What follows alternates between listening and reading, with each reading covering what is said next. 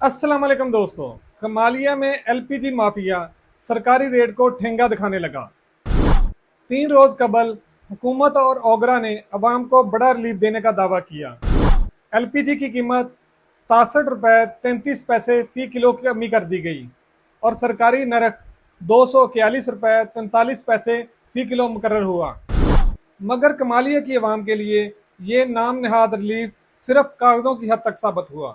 यहाँ LPG association Kamalia ने सरकारी अहकामात को हवा में उड़ा दिया है और 11.8 किलो का सिलेंडर 4500 रुपए में फरोख्त हो रहा है, जबकि 45.4 किलो का सिलेंडर 17,310 रुपए में फरोख्त किया जा रहा है। यानी फी किलो रेट 420 रुपए तक पहुंचा दिया गया है और बाद मकामात पर तो गरीब आवाम से 500 रुपए फी किलो तक वसूल किया जा रहा है।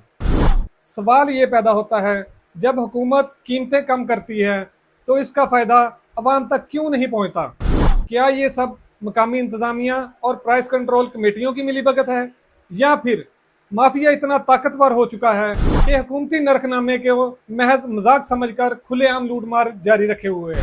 अवाम सवाल पूछ रही है मगर जवाब देने वाला कोई नहीं। अगर आप भी इस लूटमार के खिलाफ आवाज उठाना चाहते हैं तो वीडियो को ज्यादा से ज्यादा शेयर करें ताकि आवाज मुतलका हकाम तक पहुंचे।